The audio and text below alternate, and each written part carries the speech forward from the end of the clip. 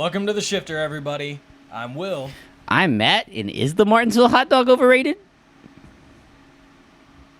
I don't have a shifter. We gotta fix that. I really did not appreciate that little comment you made, so just keep that shit to yourself, okay? I'm sorry, man. I forgot how passionate you were about hot dogs. I take it seriously.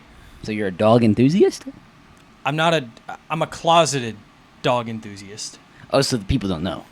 No, I'm a deeply closeted hot dog enthusiast. See, it's funny because that just sounds like a... At least you're not So mad. Martinsville was this past weekend. Allegedly. Yeah, did it happen? Or was that just a mile-and-a-half race from like 2013? Or was it the Hendrick 400 at Hendrick Motor Speedway featuring Hendrick and friends? And Let's get to the lower series, man. I just had to pile on to kind of what everybody else is saying. Yeah, I'm not the original. NASCAR 06 total team control memes are kind of funny, though. NASCAR 06 total team control. That was a pretty good impersonation. But let's get into the lower series because they were better than the Cup Series this week. Spoiler alert. Yeah. The Truck Series race was pretty good. I'd say a pretty middling Martinsville race. Lots of carnage like you come to expect from the Truck Series, which they haven't really done this year besides Daytona. Yeah. But I think the big story here was Christian Eckes' dominance. Got sent to the back, came all the way back up through the field to pass Ty Majeski late to win the race. And then the feud between Timmy Hill and Stuart Friesen.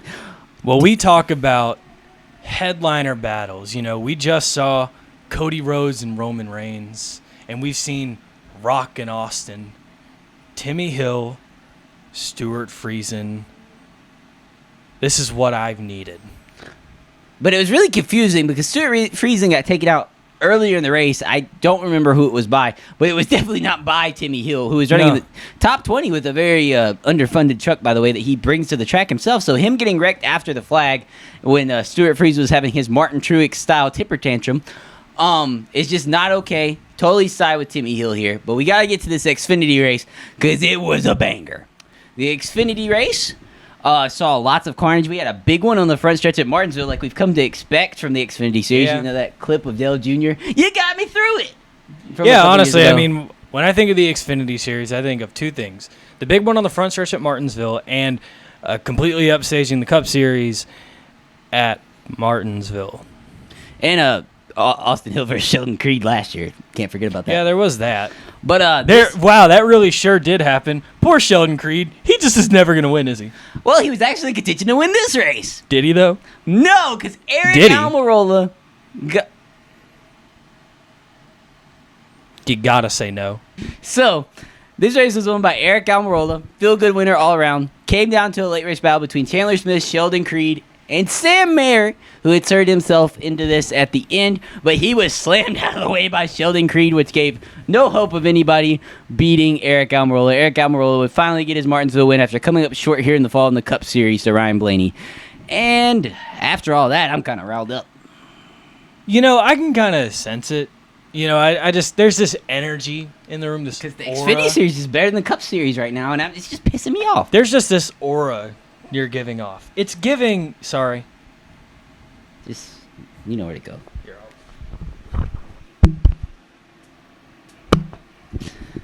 All right, guys. So obviously, this is the part in the video, in the show, in the podcast, whatever you want to call it, where we normally cut to a funny bit with a moment with Matt. But when this segment was initially conceptualized, it was because I kept mentioning Larry Gunzelman to annoy the hell out of Will.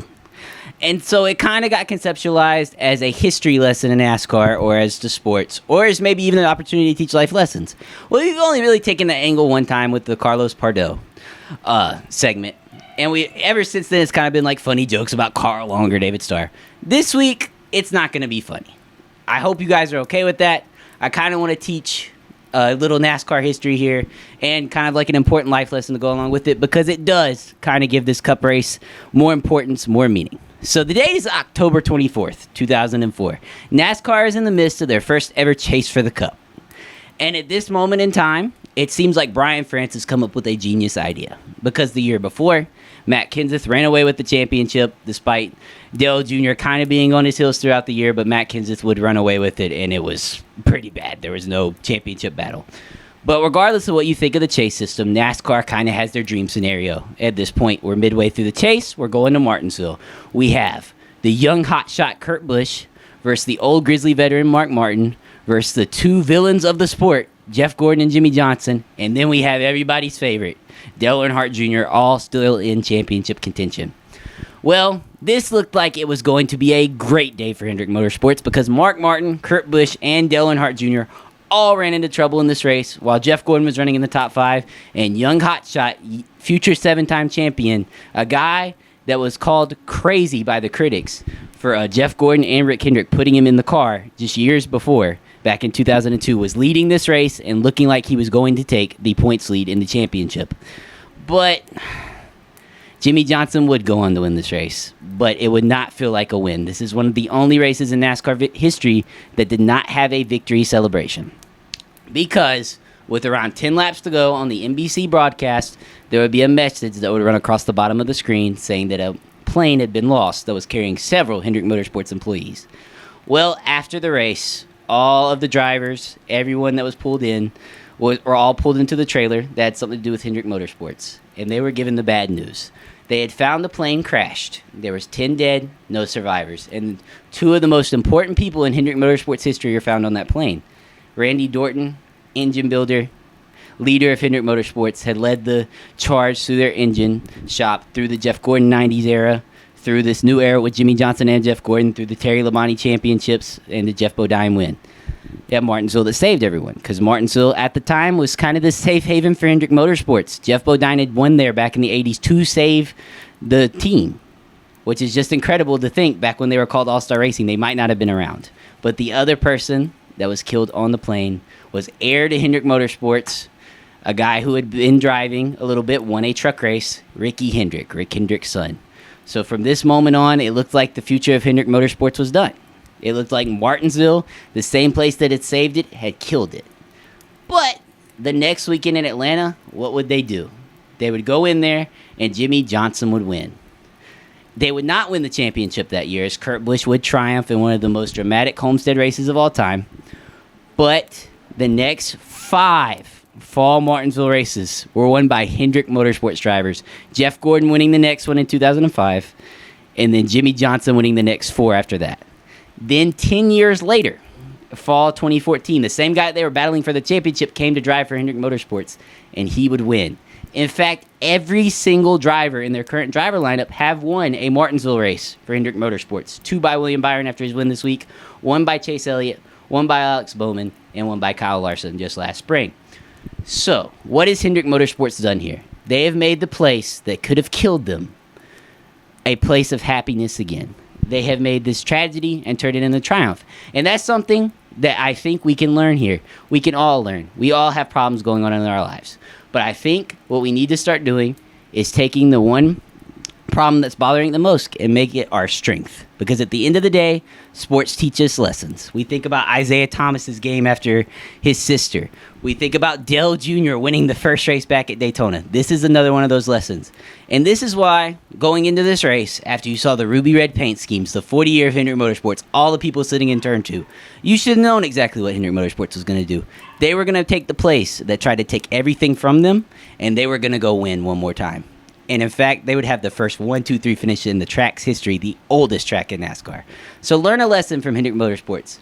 I hope you enjoyed this moment with Matt. I promise we'll get back to more of the funny stuff next week, but I really wanted to take this moment to teach y'all a little bit about NASCAR history and maybe even teach y'all a life lesson in the process. Thank you for listening. This has been A Moment with Matt. It is really cool how NASCAR has provided so many moments like that, just of taking really terrible, terrible things and turning it into triumph. So I am happy for Hendrick Motorsports as a whole going 1, 2, 3 this weekend. Spoiler alert, William Byron does go on to win the Cup Series race.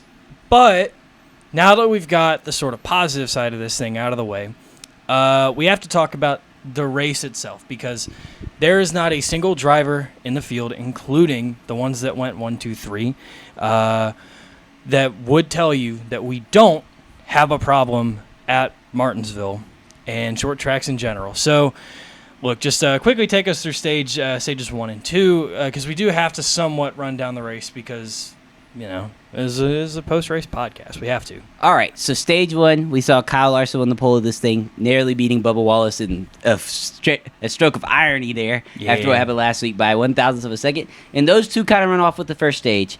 Actually, Kyle Larson really does, but late in the stage, Bubba Wallace charges from 2 seconds back, comes up just short of losing the stage. Not really much else happened except not noted on the broadcast. Austin Dillon lost power steering. So therefore, you guys saying that he was running just purely 30th off speed are wrong and need to learn. Well, actually, not even y'all. Fox just needs to learn to. It's not y'all's cover fault. the race. Yeah, cover the race. Oh yeah, that's another thing. Fox's coverage was absolutely abysmal. I feel bad for poor Clint Boyer because the truth is I think he is broken as a commentator. He clearly lacks all the confidence to say anything, even though he has valuable input. He needs to be relegated to a different role and take some pressure off of him. Andy Petrie needs to be in the Fox booth in Clint Boyer's place, and I'm so sorry because I love Clint Boyer. But, yeah, broadcast sucked. Coverage was terrible, including a miswreck on the last lap that they just didn't fucking talk about. So Emily, man. Fuck you. Okay. All right. So, going into stage two, Joey Logano would really expose the short track package and the tire that Goodyear brought by taking 2 tires at Martinsville 100 laps into the race and holding the lead until 10 to go in the stage when Denny Hamlin finally got around him, and then Bubba Wallace would follow. Bubba Wallace again would come up just short in another stage, but Denny Hamlin would get stage 2, and it looked like this was going to be Denny Hamlin's race to win until on the restart to start stage 3. Oh my God, Chase Elliott took the lead of a race. Yeah, Chase Elliott showed, I think everyone watching at home, that for the first time this year, he was a car to beat. Once Chase Elliott got in the lead, I actually was fairly confident. I thought he was going to win the race. But obviously... Well, text said Denny Hamlin was going to win. I don't even talk about that, man. Yeah, man.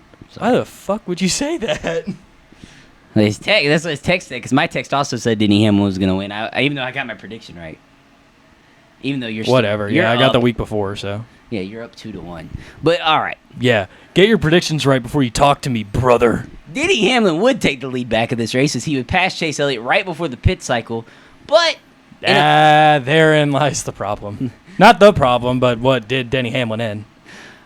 I did not think when William Byron, who was running, I think, about 7th at this point, Yep. pitted by 1 lap, I did not think it was going to make that big of a difference. But when that 24 got out of the pits, and then the other 200 cars short-pitted Denny Hamlin by a lap, and then Denny Hamlin had a kind of a uncharacteristically bad pit stop. Yeah. For that 11 bunch. Same with the 23 bunch, but it's not as uncharacteristic there. But No, well, going to the 23 pit stop, it wasn't necessarily, it wasn't just a regular bad pit stop. Booty Barker knew what he was doing by putting by putting the 23 in one of those corner stalls. It is much harder for the pit crew, but he wanted to get the good exit off of pit road, so I understand, but I think that was a move that you have to make with an experienced and good pit crew, and we lost a lot of time on pit road, so very unfortunate. But I will say, not a bad call by Booty Barker, but one that did not end up working. yeah, but great run by Bubba Wallace before we get into the Hendrick Motorsports Indeed. stuff. But, got back into the top 5, brother. 4th place finish almost spoiled the party. Yes, but it did.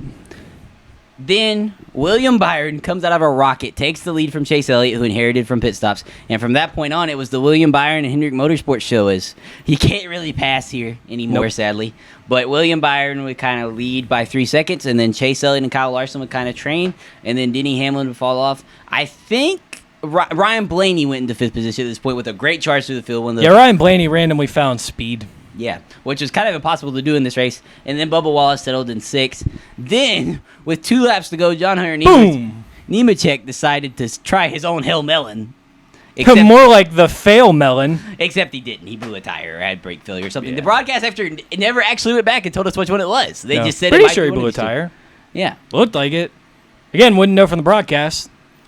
Yeah. But I'm really upset at Fox. then the restart would happen. William Byron would lead. But Chase Elliott would get in behind him, try to bump him out of the way a little bit, but obviously on Hendrick Motorsports Special Day, you don't want to wreck a teammate. No.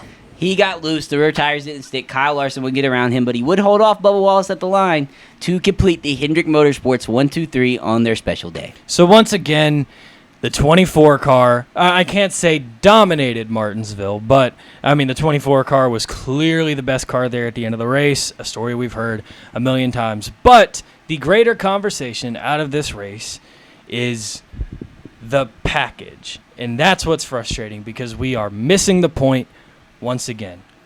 Guys, it's not the NASCAR short track aero package that is holding us back. And the truth is, I think most people know that. And I think NASCAR knows that too. But they're going to keep feeding us bullshit and telling us, oh, well, we're tweaking the aero package at the short tracks to attempt to give us better racing. And then they also keep on, I can't remember who made the point. I think it was Brett Griffin on Door Bumper Clear that was talking about how, like, you know, we go out to Phoenix to do these tests, and we say that we're going to test out these new parts. So we talked about, like, the transaxle. I knew what it was. I was just struggling to say the word. Yeah, I struggle with my words. You cussed again. Emily's just not going to realize this one. Fuck. Keep talking about the fucking package. You need to stand closer, brother. No. Talk about the package. And You then know you're going to have to cut this part, right? talk about the package. I'll do what I want.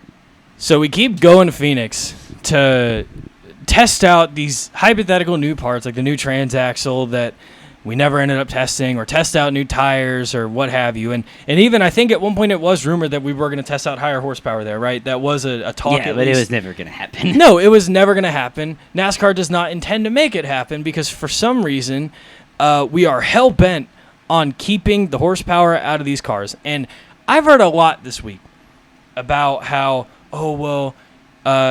increased horsepower would be great, but, you know, it wouldn't fix the problem. And there are other problems. The tires are way too big. We have too much of the tire on the ground. And it was funny because apparently Clint Boyer sent just a list of things to Brett Griffin about, like, very easy tweaks we can make to these cars to make them run better on short tracks. But to the people who are downplaying the impact of adding horsepower to the short track package, tell me why.